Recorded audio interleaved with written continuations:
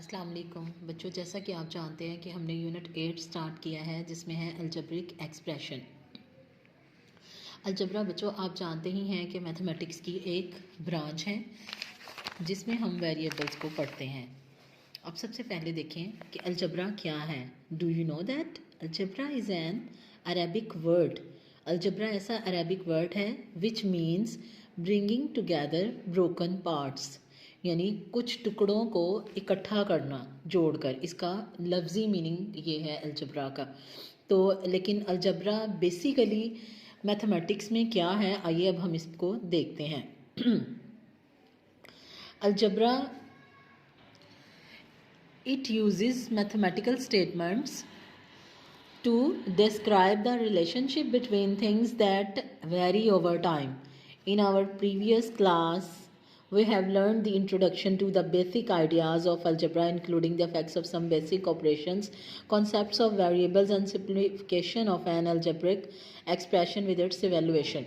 यानी हम algebraic expression को पढ़ चुके हैं, जिसमें क्या बताया गया था कि हमने रिलेशनशिप मैथमेटिकल स्टेटमेंट्स के रिलेशनशिप्स को शो किया है। अब आगे देखें, सबसे पहला है इसमें लिटरल्स क्या होते हैं। द लेटर्स और alphabet that we use to represent unknowns are called literal numbers. For example, area of rectangle can be calculated by multiplying its length and breadth. तो एरिया के लिए, लेंथ के लिए सिंबल जो है वो एल यूज़ होगा और ब्रेड्थ के लिए जो सिंबल है वो बी यूज़ होगा। तो ये हमारे लिटरल्स हैं। उसके बाद कांस्टेंट क्या है। कांस्टेंट बच्चों एक फिक्स्ड न्यूमेरिकल वैल्यू है। बच्चों कांस्टेंट्स क्या होते हैं, ये कांस्टेंट है आपके सामने 1, 5, 6, 3, 8, 7, 8। ये जितने भी नंबर्स हैं रियल लाइफ में, जो न्यूमरल्स या नंबर्स जो या न्यूमेरिकल फिक्स्ड वैल्यू जो कि चेंज नहीं हो सकती, वो कांस्टेंट कहलाती है। उसके बाद है वेरिएबल। अब वेरिएबल्स क्या होते हैं, A to Z। जितने भी हम अल्फ़ाबेट्स यूज़ करते हैं वो हमारे वेरिएबल्स हैं। A symbol represented by a literal and can take various numerical values. A to Z जितने भी अल्फ़ाबेट्स हैं वो हमारे वेरिएबल हैं, लेकिन जो मोस्टली यूज़ होते हैं वो इसमें X, Y और Z हैं, जो हमारे वेरिएबल्स मोस्टली अलजेब्रा में यूज़ होते हैं। यानी हम वेरिएबल की जगह कोई भी अननोन वैल्यू हम ले सकते हैं। जैसे हम x = 4 सपोज कर सकते हैं, यानी वेरिएबल वो वैल्यू है जिसको हम चेंज कर सकते हैं। कांस्टेंट फिक्स होता है, कांस्टेंट को हम चेंज नहीं कर सकते, लेकिन वेरिएबल है, वेरिएबल को हम चेंज कर सकते हैं, यानी इसकी जगह हम कोई भी वैल्यू ले सकते हैं। उसके बाद हमारा है अलजेब्रिक एक्सप्रेशन। बच्चों अलजेब्रिक एक्सप्रेशन क्या है, ठीक है, combination of constants and variables, combination of constants and variables connected by science fundamental operations. ठीक है, यानी किसका कॉम्बिनेशन है, combination of variables and constants connected by fundamental operations. कौन से हैं, प्लस, माइनस, डिवाइड और मल्टीप्लाई। ठीक है, अगर इनको मिला दें, वेरिएबल्स और कांस्टेंट्स को साइंस के साथ मिलाकर लिख दें तो वो हमारे पास अलजेब्रिक एक्सप्रेशन बन जाती है। अगर हम इनको सेपरेट कर दें, यहाँ से x, y, 3, अगर हम इनको सेपरेट कर दें तो ये हमारे पास क्या बनेंगे, ये हमारे पास बन जाएगी टर्म। ये हमारी हो जाएगी फर्स्ट टर्म, ये हमारी हो जाएगी सेकंड टर्म और ये हमारी हो जाएगी थर्ड टर्म। ये हमारी हो जाएगी थर्ड टर्म। यानी अगर अलजेब्रिक एक्सप्रेशन को कॉमास साइंस ख़त्म कर दें अलजेब्रिक एक्सप्रेशन में तो वो हमारे पास टर्म्स बन जाएंगी। उसके बाद आ जाए अगला पॉलिनोमियल्स। पॉलिनोमियल्स बच्चों क्या होते हैं। पॉलिनोमियल जो हैं ऐसा अलजेब्रिक एक्सप्रेशन, आपके सामने ये एक्सप्रेशन है, ऐसा अलजेब्रिक एक्सप्रेशन जिसमें एक्सपोनेंट ऑफ वेरिएबल का एक्सपोनेंट होल नंबर्स में हो, यानी पॉजिटिव या होल नंबर्स में हो, वो हमारा पॉलिनोमियल है। जैसे कि यहाँ पे अगर मैं x -4 + 4, तो ये हमारा नॉट पॉलिनोमियल है। ये मैं कहूँगी कि ये नॉट पॉलिनोमियल है। और ये क्यों नॉट पॉलिनोमियल है? क्योंकि इसकी पार जो है वो वेरिएबल की पार जो है वो नेगेटिव में है। तो पॉलिनोमियल होने के लिए वेरिएबल की पार का पॉजिटिव होना ज़रूरी। जैसा कि आपके सामने है बच्चों, आपने देखा कि अगर हमारा वेरिएबल, अगर अलजेब्रिक एक्सप्रेशन में आपको जितने भी वेरिएबल दिए गए हैं उन वेरिएबल की पावर जो है वो पॉजिटिव हो या होल नंबर्स में हो तो वो पॉलिनोमियल होगा। अगर पावर नेगेटिव हो जाती है, अगर पावर नेगेटिव होगी तो हमारा ये पॉलिनोमियल नहीं होगा। इसी तरह आप देखिए 1/x। अब बच्चों जैसा कि आपको लग रहा होगा कि 1/x जो है वो x तो पॉजिटिव है, लेकिन जब फ्रैक्शन में x चला गया है तो वो उसकी पावर जो है वो नेगेटिव होगी, तो इसलिए ये भी नॉट पॉलिनोमियल होगा। तो जितनी भी नेगेटिव पार्ट्स हैं किसी भी अलजेब्रिक एक्सप्रेशन में, जितने भी वेरिएबल्स होंगे, अगर नेगेटिव पार है तो वो पॉलिनोमियल नहीं होगी, अगर पॉजिटिव है तो वो पॉलिनोमियल होगी। इसके बाद पॉलिनोमियल्स की कारण है। सबसे पहले देखिए पॉलिनोमियल में आ जाता है मोनोमियल। मोनोमियल जिसमें वन टर्म हो, जिसमें एक ही टर्म हो, जैसे फॉर एग्जांपल ABC, यानी ये आपकी एक ही टर्म है without science, without sine one term जो होगी वो मोनोमियल होगी। उसके बाद बायनोमियल जिसमें टू टर्म्स आ जाएंगी A+B। A+B के अलावा भी इसमें हो सकती है, जैसे 4A+C, दो टर्म्स होंगी तो वो बायनोमियल होगी, और जिस अलजेब्रिक एक्सप्रेशन में तीन टर्म्स होंगी तो वो ट्राइनोमियल कहलाएगी। उसके बाद बच्चों आपके पास क्वेश्चन है एक्सरसाइज 8.1, ऐड दी टर्म्स। आपने इन टर्म्स को ऐड करना है। तो बच्चों आपने ऐड कैसे करना है, जहाँ जहाँ कॉमा है ना तो वहाँ आपने ऐड का साइन लगा देना है। बच्चों यहाँ आप लोग सरप्राइज़ होंगे कि यहाँ 7l² है, हमने कॉमा की जगह पॉजिटिव का साइन लगाया, 3m² कॉमा की जगह प्लस लगा दिया, बट ये ब्रैकेट क्यों लगाई? क्योंकि बच्चों कॉमा की जगह जब हमने प्लस किया तो -8 वैल्यू के साथ ऑलरेडी है तो वो भी हमने लगाना है, और दो साइन कभी भी हम इकट्ठे नहीं लगाते, तो दो साइन जब भी इकट्ठे आ जाएँ तो हमने ब्रैकेट यूज़ करनी है। 7l² + 3m² + -8, तो ये हमारा आ गया। हमने टर्म्स को ऐड किया, हमें टर्म्स दी गई थी, हमने टर्म्स को ऐड किया, ऐड करके हमारे पास क्या आ गया, अलजेब्रिक एक्सप्रेशन आ गई। ठीक है बच्चों।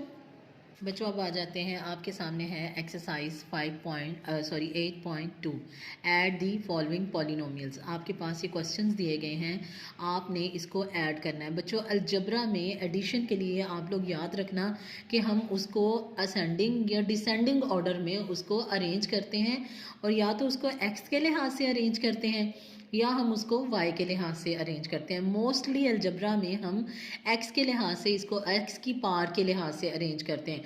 या तो सबसे बड़ी हाईएस्ट पार सबसे पहले आएगी, फिर उसके बाद उससे छोटी, फिर उसके बाद सबसे छोटी, और लास्ट पे कोई कांस्टेंट नंबर आता है।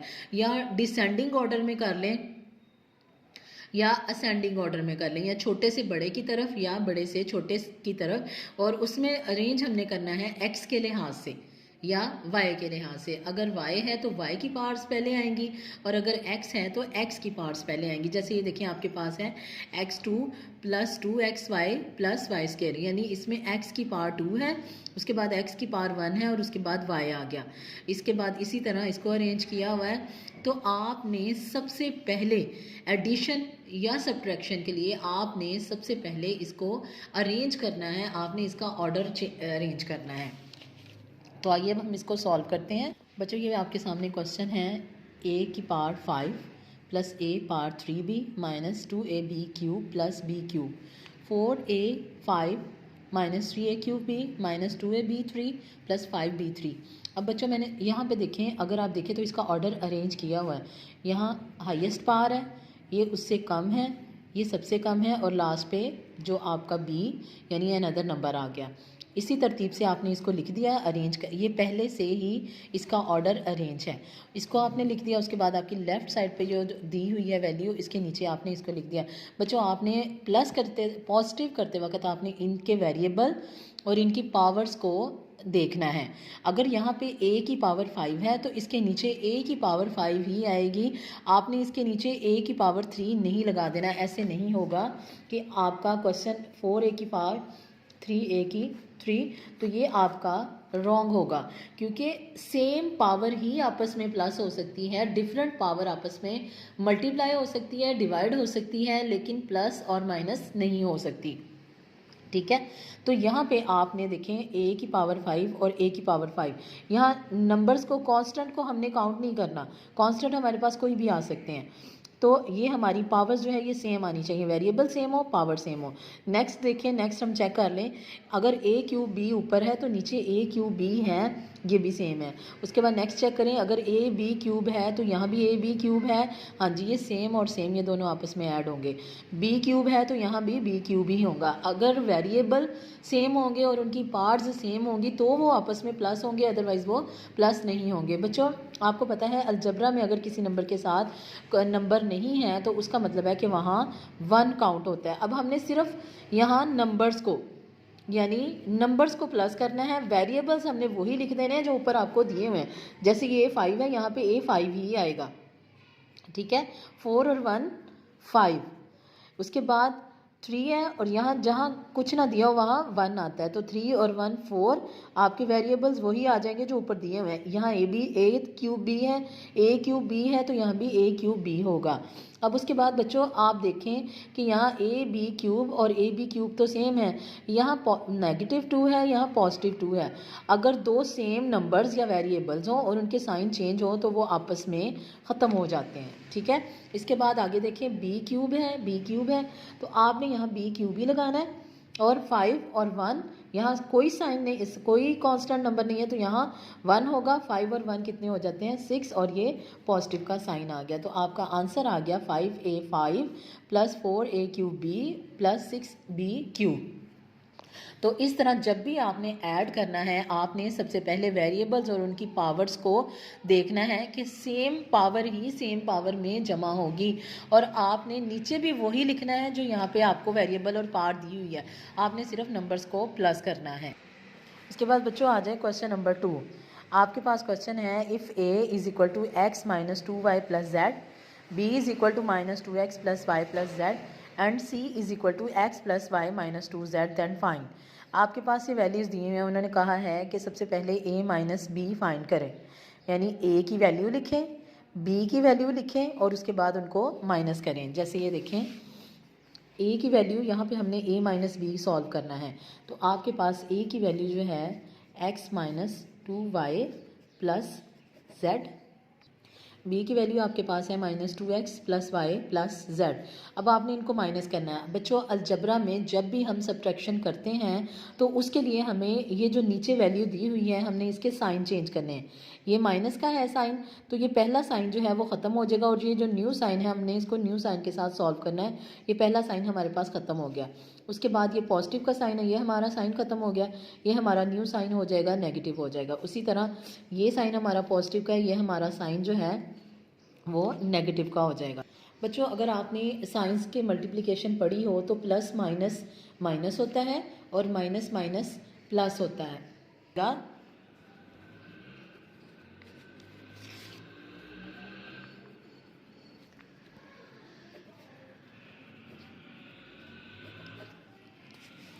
आंसर आएगा हमारा a - b = 3x - 3y।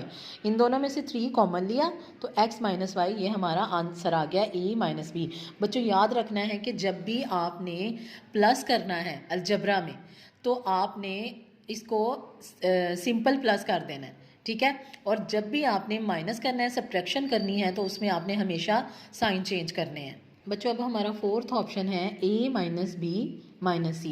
जैसा कि आपके सामने यहाँ पे मैंने आपको बताया कि a - b कैसे करना है, और यहाँ भी देखें हमने ये a - b किया है, इसके साइन चेंज किया तो हमारे पास 3x - 3y आया। जब आपने a में से b को माइनस किया है, अब उसके बाद जो आपका आंसर आएगा उसको आगे आपने c में से माइनस करना है। अब c की वैल्यू देखें क्या है। c की वैल्यू हमारे पास है x + y - 2z, ठीक है। अब हमने क्योंकि जब हमने माइनस किया है a को b में से, हमने साइन चेंज किए हैं, तो ऑब्वियसली जब हमारे पास a - b की वैल्यू आ गई उसको आगे हमने c में माइनस करना है, तो हमने इसके साइन चेंज करने हैं। ये पॉजिटिव का था, ये माइनस का हो गया, ये पॉजिटिव का था, ये माइनस का हो गया, ये माइनस का था, ये पॉजिटिव का हो गया। अब यहाँ x के साथ कोई नंबर नहीं है तो इट मीन्स यहाँ 1 है। अब 3 में से 1 माइनस करेंगे, हमारे पास आ जाएगा 2x, ये माइनस का साइन आएगा क्योंकि दोनों के साथ माइनस है। सेम साइन हो तो नीचे सेम साइन ही आता है। दो साइन सेम है यानी माइनस माइनस प्लस होता है, तो इसलिए मैं इन दोनों को प्लस करूँगी। 3 और 1 हो गया 4y और प्लस 2z आ जाएगा आपके पास। a माइनस बी हमारे पास आया 2x minus 4y plus 2z। तो यहाँ से हमने 2 कॉमन लिया बाहर, ये x आ गया माइनस 2 2 ज़ार 4y आ गया प्लस 2 बाहर आ गया, यहाँ पे डिवाइड हो गया तो यहाँ पे z हो गया।